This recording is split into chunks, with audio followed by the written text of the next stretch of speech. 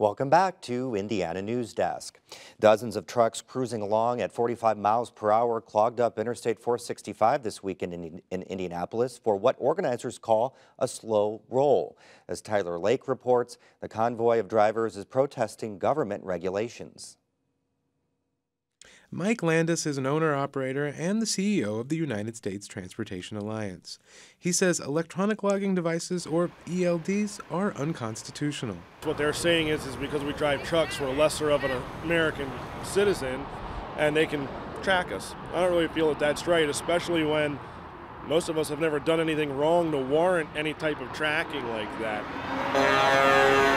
So he and other drivers across the country are speaking out, sometimes in unusual ways, to change regulations and get rid of the ELDs that track drivers' movements. But President of the Indiana Motor Truck Association, Gary Langston, says the rules and those tracking devices improve accuracy and cut down on the paperwork drivers have to file. It didn't change anything to do with hours of service.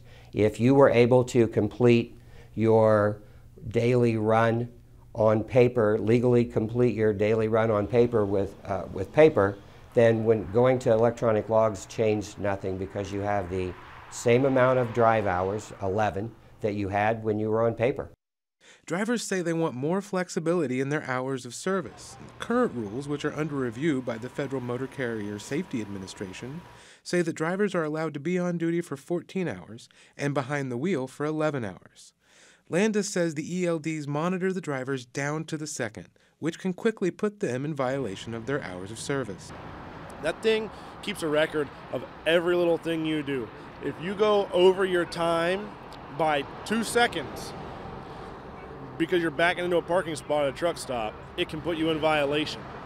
The slow roll in Indianapolis is one step in a nationwide effort, mostly by small or independent operators, to bring about change to regulations for drivers.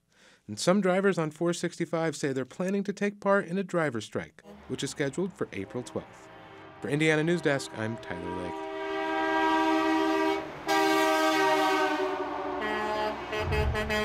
Now, after the drivers took to the roads, Indiana Attorney General Curtis Hill came out in support of their cause.